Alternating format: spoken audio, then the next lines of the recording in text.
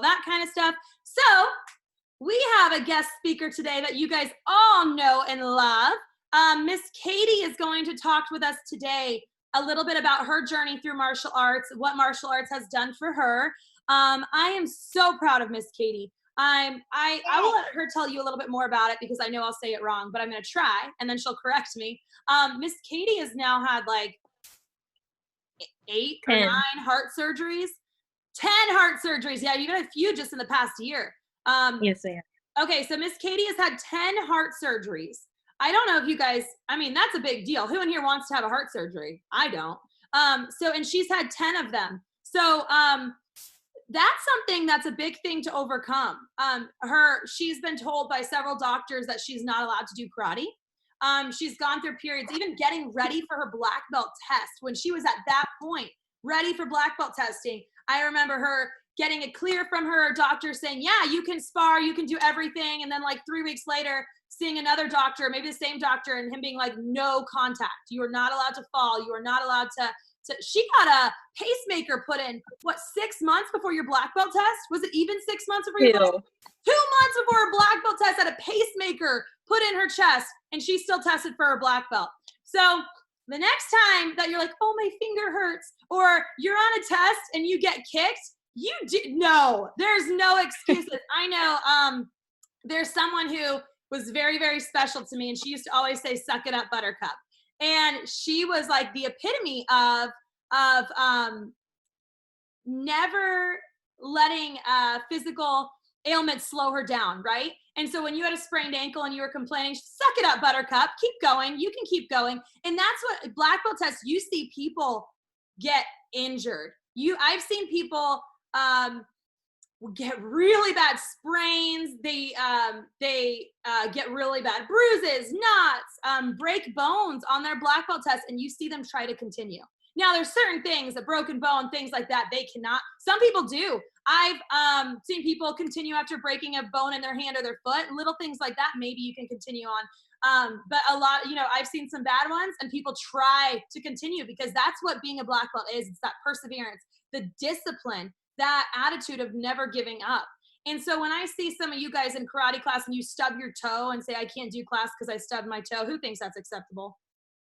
No, it's not. It really isn't. So having that discipline, that perseverance is so crazy important for the rest of your life.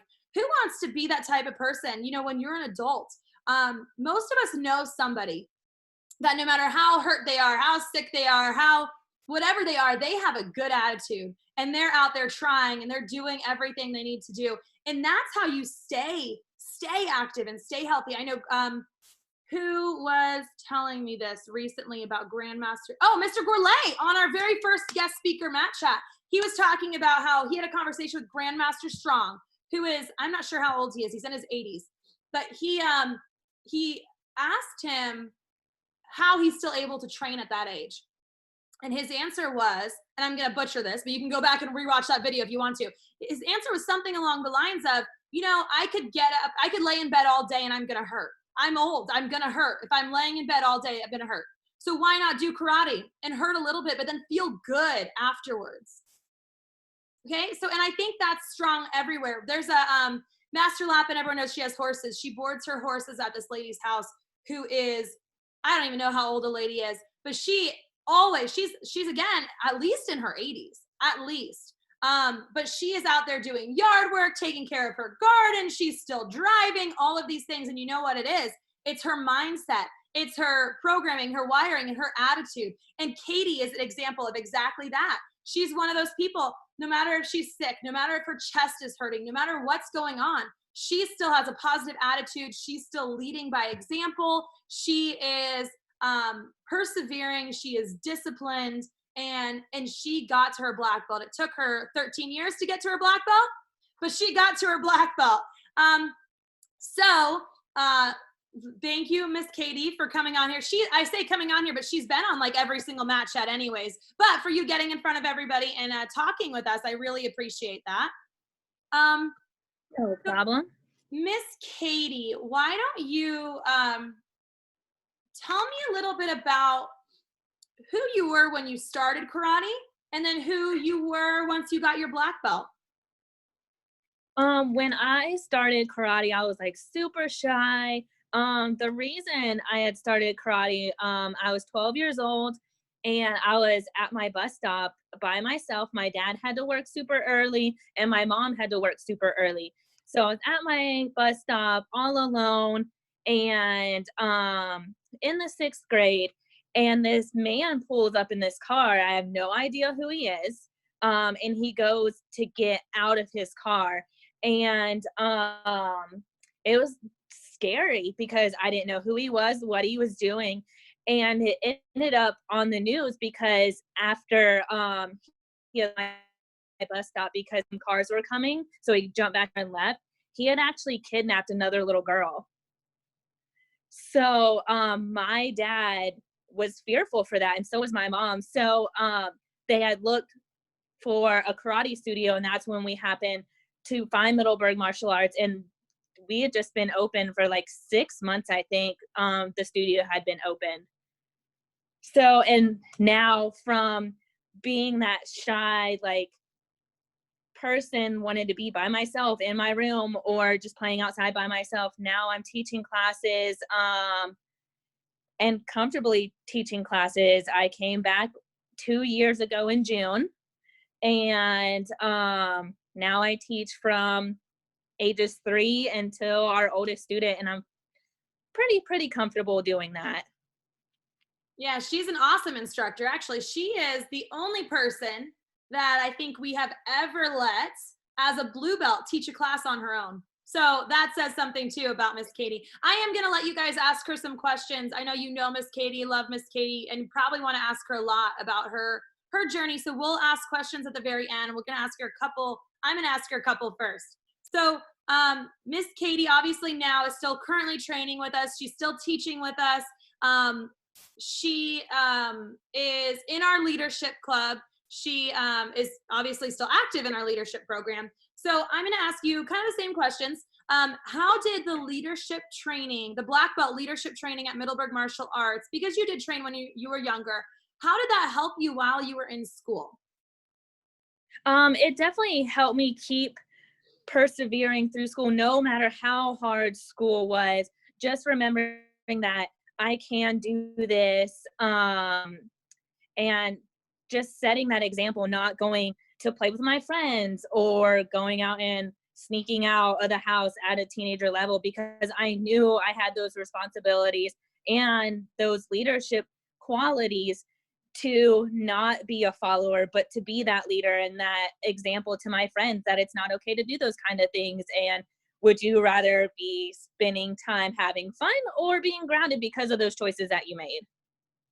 Good, good. Yeah, and sometimes just the matter of understanding that your actions have consequences, taking that personal responsibility, being responsible for your own actions, and knowing that I'm in control of the situation.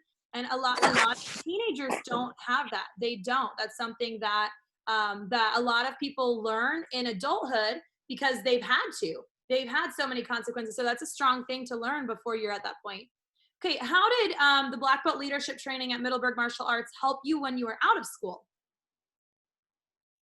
Like I said, it made me make the right decisions in life to continue on a path of doing the right things, not following my brother's footsteps. You know, he's not a great example in life, but you know, doing the opposite of him. And I thank Master Lapin for teaching me those things, to be that leader and not follow in people's bad decisions.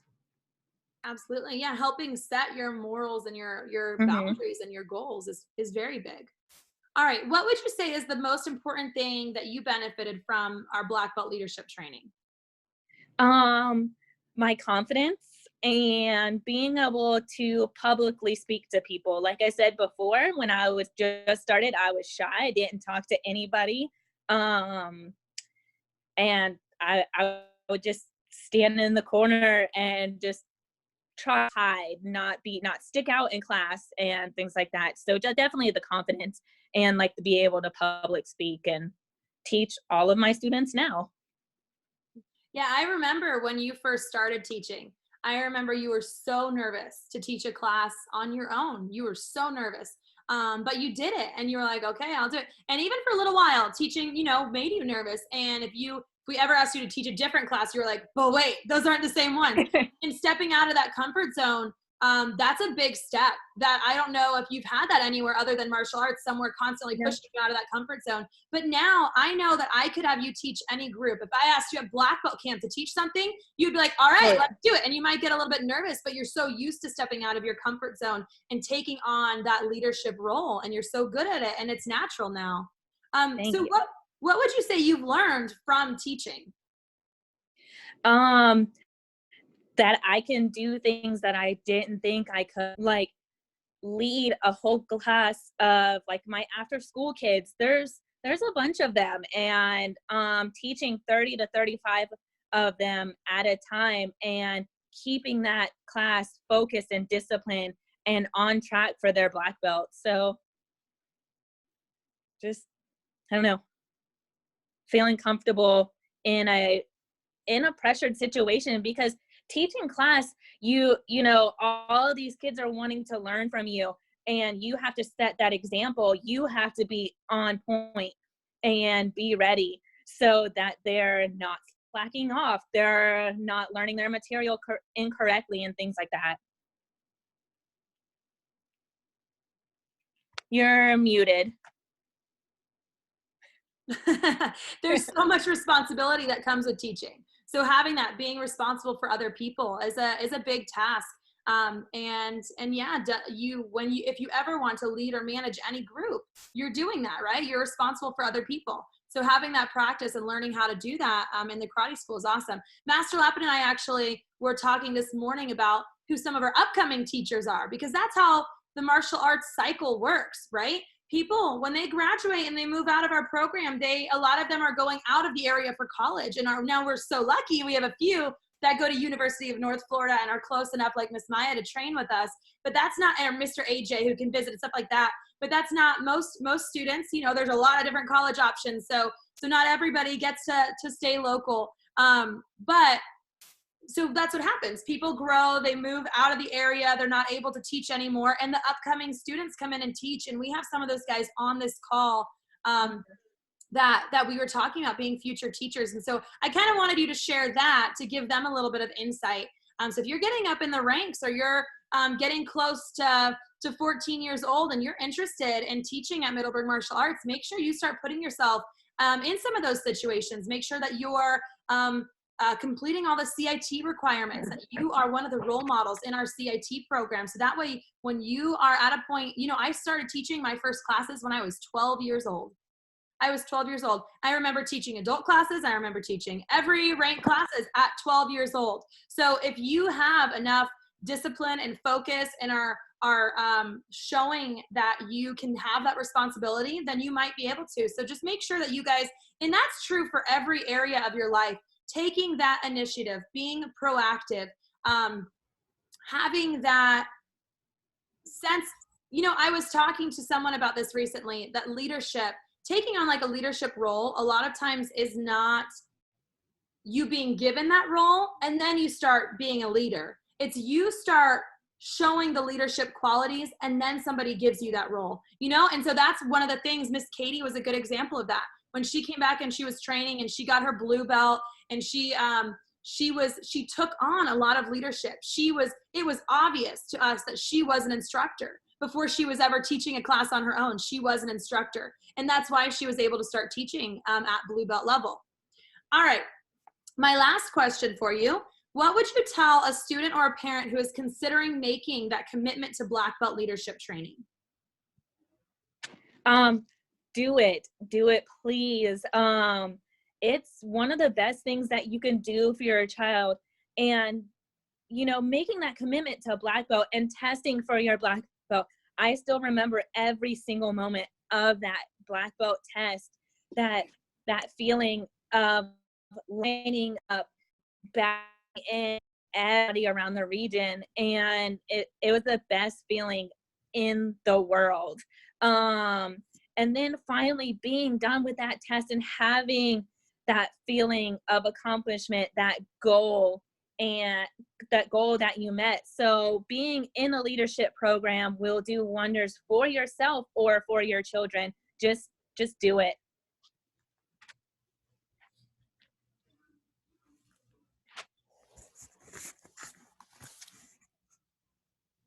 You're muted, Master Luton. Oh my gosh. I keep muting myself. I said, thank you very much, Katie, for talking with us.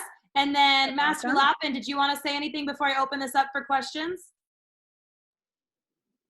I'm going to unmute myself. Yeah, Katie, I just want to say, you know, a lot of times you're around all the time and we just kind of take you for granted, but you are really an incredible warrior and martial artist and inspiration, not just to our children and our students, but to everybody, to me as well. I don't know if you talked at all about, you know, her heart condition or anything, but Yes, ma'am. all that, I came in late and I'm sorry, but you just really are an inspiration. And I really appreciate that you're here, and I appreciate the love and the care that you give each and every one of our students. So thank you, Katie.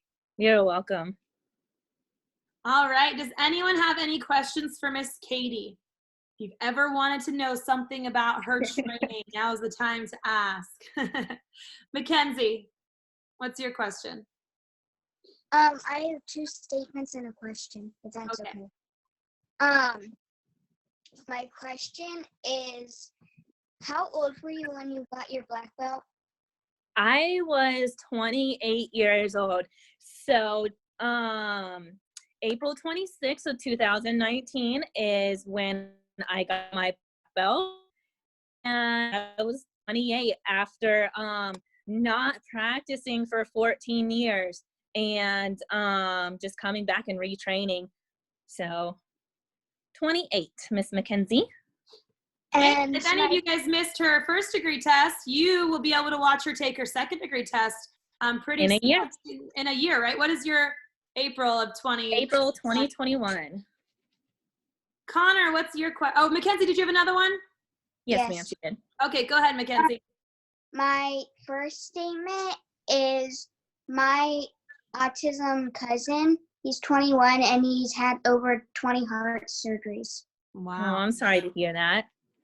And my second statement is, I just wanted to say thank you for teaching me. You're very welcome, Miss Mackenzie. All right. Connor, did you have a question? I would like to say thank you for teaching all of this, Kate. And I might not be at the promotion parade. Oh, no. Because I'm going on a boat. Oh, that'll be fun too, though. Okay, Caleb, you have a question? I have a comment for 2021 April. I might be testing with Miss Katie. Ooh, so you guys will be the same black belt class. That's awesome. Who else? Who else's goal black belt date is April 2021? Raise your hand. Nice. That is awesome. Okay. All right. Who else has a question for Miss Katie? Luca. What year did you first start karate? Oh man, 2003. That was before I was even born. I know. Huh? All right, Miss Reed. My white belt is so much older than you. I was born 10 years over. I was born 10 years after Oh that. man. All right, Rihanna, what is your question?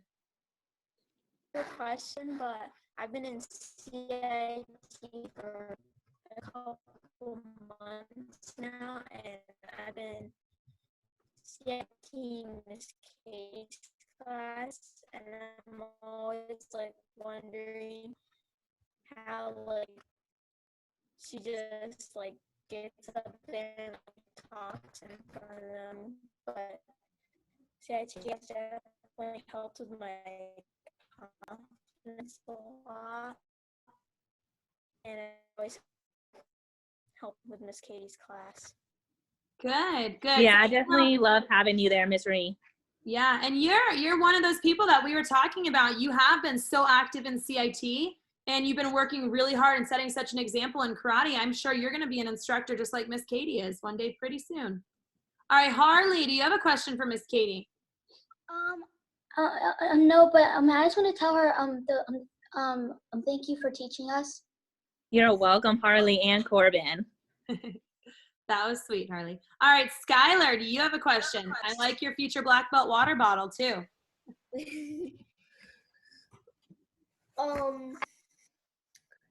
But I just made a connection with when she started karate. I was born 2013, so that would be like a 10 years. mine. That's awesome. All right, any other questions for Miss Katie? Is it a question for Miss Katie?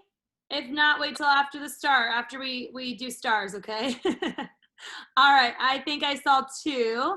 I think I saw Connor. You have one? Well, I know that Miss Katie has like huskies and other dogs, Mm-hmm. and I got a husky as well. So cute. All right, and Miss Barbara, did you have a question for Miss Katie? Yes, ma'am. Miss Okay. Katie, how Yes, does ma'am. your heart condition affect with the sparring? Do you have to be extra careful with that? So all I have to do is I have to wear a chest protector because my pacemaker is right here, and just have to be careful. Like as we practice, we are a no contact style, so just making sure that I don't get kicked too hard in the chest. And if I do, I have a self-check machine at home. I put this little thing up to my chest, sends a report to my doctor, and he can tell if there's anything wrong. So just being careful not get kicked in the chest. That's why we block. Yeah, she's extra blocking, and I have a good We also story of have exactly her amount of perseverance. We were at the last regional clinic, we did team sparring, and she gets out there and she's like, yeah, let's go. And I was her coach on this side, and she's out there, and I'm like, you know, in team sparring, there's a little bit more coaching and things like that. So the person she's sparring against, that she keeps going against, is making contact, and sometimes that happens, right? Mm-hmm. And so it's, you know, if this was like a white belt, if Katie was like a white belt and went out there, she probably would have just stopped and been like, you're making contact, and kind of yell. And she just kept going, and she just kept blocking more. I had to yank her out of the ring and say somebody else spar, because I watched her get whacked in the chest sparring. She did. And she just kept going. Yeah. And she was like, was getting points on points on points on this person, and just it doesn't stop. And that's awesome. And it really is. And she is careful, and she does protect herself, and she does block really well and things like that. But she, gosh, is such an example of that perseverance. It's awesome. Okay, any other questions?